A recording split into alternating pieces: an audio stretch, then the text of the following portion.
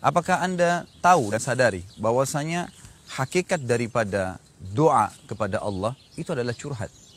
Kalau seseorang itu curhat kepada manusia, lalu dia bisa mendapatkan pendapat, dia merasa bebannya ringan, maka berarti itu satu hal yang luar biasa. Ya, dia cuma manusia, hanya bisa memberikan ide.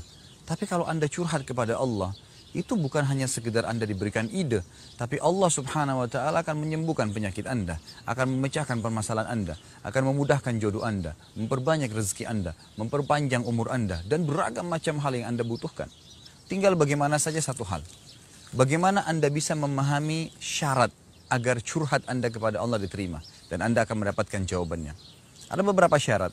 Yang pertama adalah Anda harus ikutin dengan ketulusan. Pada saat Anda curhat dengan seorang manusia tadi, kira-kira bagaimana keadaannya kalau Anda hanya sekedar ngomong umum, dengan Anda menyampaikan dengan ketulusan hati. Kalau perlu Anda sambil menangis menyampaikan kepada orang yang sedang Anda curhat padanya.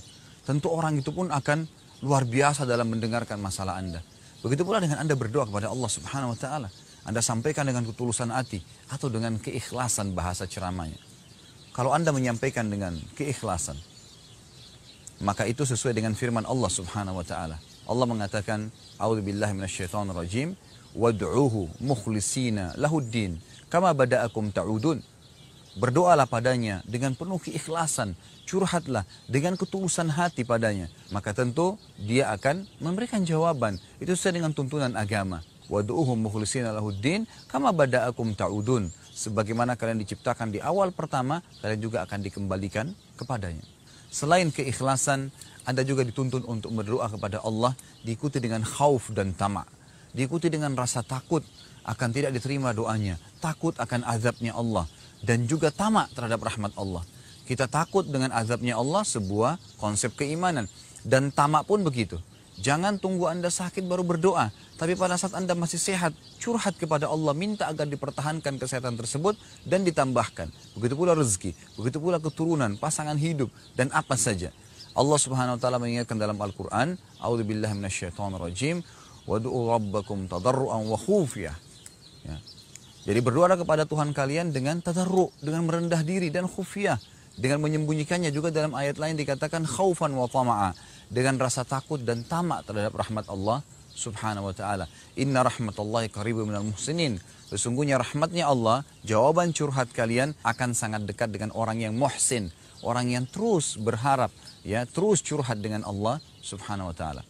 Yang ketiga adalah menggunakan nama-nama Allah dan sifat-sifatnya. Puji-pujian yang mulia. Jadi kita menyebutkan dengan kata-kata yang baik, dengan santun. Allah SWT mengatakan dalam Al-Quran, A'udzubillahi minasyaitonirrajim, walillahil asma'ul husna fad'uuhu biha. Ya, sungguhnya Allah punya nama-nama dan sifat-sifat yang mulia. Maka gunakan dalam doa-doa kalian, gunakan dalam curhat kalian. Kita mengatakan, Ya Rahman, irhamni, wahai yang maha pengasih, kasihanilah aku. Ya Ghafur, ikfirli, wahai yang maha pengampun, ampunilah aku. Ya Razzaq, Dzul Quwwatil Matin, wahai zat yang maha memberi rezeki, yang memiliki segala sesuatu dengan power yang penuh, maka berikan rezeki kepadaku. Ya Syafi, Ishfini, wahai yang maha memberikan kesembuhan, sembuhkanlah penyakitku. Kita menyebutkan nama-nama Allah, lalu kita berdoa kepadanya. Kemudian yang keempat, tidak tergesa-gesa. Kata Nabi Muhammad SAW dalam sebuah hadis yang sahih, yustajabu li ahadikum ma lam ya'jal. Seseorang di antara kalian pasti Allah akan dengarkan dan berikan jawaban atas curhatnya. Selama dia tidak tergesa-gesa. Para sahabat bertanya, wa kaifa ya'jal ya Rasulullah? Bagaimana cirinya orang yang tergesa-gesa itu? Kata Nabi SAW, yaqulu da'autu wa lam yustajabu li fatarakat du'a. Dia mengatakan, saya sudah berdoa, tapi belum saya terima jawabannya. Maka dia tinggalkan doa setelah itu. Anda perlu tahu satu hal, doa punya rate. Kalau Anda berdoa, pada saat Anda sudah mulai ajukan proposal doa Anda sudah mulai curhat kepada Allah Subhanahu wa taala, pada saat itu ada rate doa. Mungkin Allah sudah tentukan Anda kalau berdoa selama 5 hari, maka finalnya akan diberikan jawabannya. Terkadang kita baru doa 2 hari, kita sudah berhenti. Dapat pahala tapi target tidak akan didapatkan. Maka butuh tidak tergesa-gesa. Yang kelima, tidak ada makanan dan minuman yang haram dalam tubuh Anda. Kata Nabi SAW, seseorang yang badannya kotor, rambutnya berantakan, sangat miskin, ya, Kemudian dia mengatakan tangannya ke langit, ya Allah berikan, tapi Allah tidak berikan. Bagaimana bisa Allah berikan sementara makanannya haram dan minumannya haram serta pakaiannya haram? Kalau Anda masih mengkonsumsi makanan haram, pakaian haram, minuman haram, maka pastikan curhat Anda tidak akan didengar oleh Allah. Dan Allah ini adalah Rabbul Alamin, Tuhan alam semesta. Bukan teman yang kita curhat yang hanya memberikan ide, tapi Allah yang menciptakan kita dan apapun, termasuk musibah yang sedang menimpa kita, penyakit yang sedang kita rasakan, rezeki yang kurang, keturunan yang tidak ada, istri atau pasangan yang belum kita miliki atau suami, maka semua itu Allah yang ciptakan. Allah mampu mendatangkan dan memberikan asal Anda curhat sepenuhnya kepadanya. Dan yang terakhir, Anda tidak meminta yang haram. Siapapun yang minta yang haram, maka Allah tidak akan terima. Sebagaimana dikatakan dalam sebuah hadis sahih riwayat Abu Daud, Innallaha tayyibun, la yakbalu illa tayyiba. Allah itu baik dan suci, tidak terima kecuali yang baik dan suci pula. Jadi kata para ulama, pada saat memanjatkan doa yang baik, memanjatkan sesuatu yang baik. Dan ini sangat luar biasa. Izinkan saya menutup tema ini dengan sebuah kisah. Ada seorang anak muda di Yaman yang buta matanya. Dia hafal Quran, tapi kondisinya buta dan dia tidak pernah keluar dari rumahnya. Satu waktu pada saat dia sudah mencapai umur 23 tahun, dia ingin sekali menikah. Lalu dia katakan kepada orang tuanya, ayah, saya ingin menikah.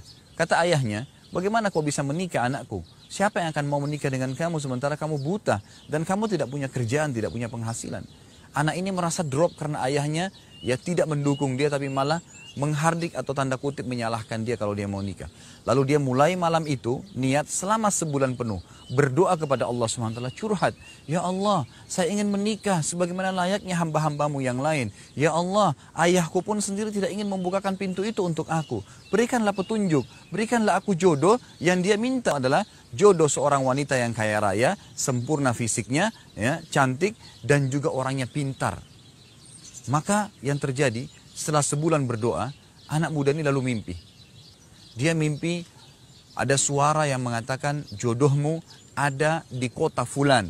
Jadi kota ini ternyata di kota seberang kotanya dia, yang dia tinggal di Yaman. Dan namanya perempuan itu adalah si Fulana. Disebutkan namanya dalam mimpi tersebut.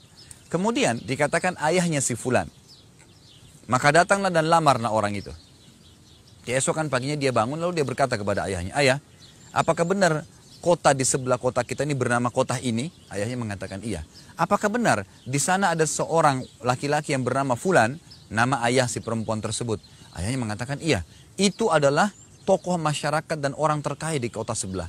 Lalu dikatakan oleh anaknya yang buta ini, apakah di sana ada seorang anak wanitanya yang bernama si Fulana?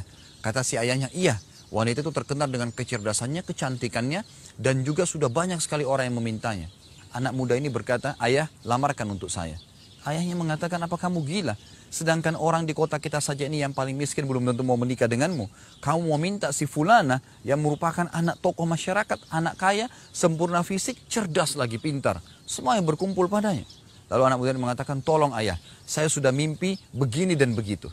Lalu ayahnya heran, ayahnya lalu mengatakan, baiklah, tapi kita harus siap malu, mungkin akan ditolak. Berangkatlah satu keluarga ini ke rumah sana. Apa yang terjadi? Baru duduk gitu kan, di ruang tamu disambut oleh ayahnya si wanita ini, kemudian disampaikanlah hajatnya. Ayah si anak laki-laki yang buta ini malu sebenarnya menyampaikan. Saya sambil khajal dalam bahasa Arab, dia kayak agak bimbang, diterima nggak ya gitu. Lalu akhirnya apa yang terjadi? Waktu disampaikan, saya punya niat anak saya yang buta ini, dia tidak ada kerjaan, tapi dia hafal Quran mau minta anak Anda. Baru diucapkan begitu, ayahnya anak perempuan itu tiba-tiba mengucapkan kalimat yang luar biasa. Tidak masuk di akal seorang manusia gitu. Dia mengatakan, saya terima lamaran anak kamu. Ayahnya si laki-laki ini heran mendengar jawaban si ayah perempuan tadi. Anaknya dia buta, fisiknya biasa saja, kemudian tidak ada kerjaan gitu. Lalu ditanya oleh ayahnya laki-laki ini, kenapa Anda begitu spontan menerima anak saya? Kata ayahnya si anak perempuan, saya mimpi semalam bahwasanya akan datang jodoh anak saya hari ini dari kota kamu dan fisiknya, cirinya seperti anak kamu ini, buta matanya dan hafal Quran. Ini satu hal yang luar biasa gitu. Ayah si anak laki-laki ini terpukau. Si anak laki-laki ini pun kaget dengan berita itu. Lalu si ayah perempuan mengatakan, tapi saya belum ceritakan kepada anak saya. Sebentar tunggu, saya akan bicara dengan dia. Masuklah dia ke dalam rumah lalu dia bicara dengan anak perempuannya. Dia katakan, wahai anakku, saya ingin menyampaikan sesuatu, mudah-mudahan kamu jangan salah faham. Sudah banyak orang yang meminta kamu, tapi selama ini kamu tolak dan saya pun tolak gitu.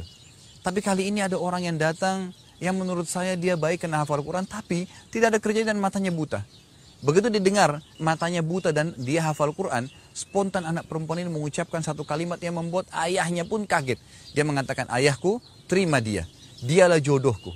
Lalu ayahnya bingung, berkata, kenapa kau begitu mudah menerimanya padahal kamu belum melihat orangnya? Anak perempuan itu mengatakan, semalam ayah saya mimpi, saya didatangi atau mendengarkan suara mengatakan akan datang jodohmu dari kota si fulan, anak laki-laki bernama fulan, matanya buta hafal Quran. Dialah yang akan menenangkan hidupmu, terima lamarannya. Maka akhirnya terjadi pernikahan hanya karena curhatnya kepada Allah yang tidak mungkin di mata manusia.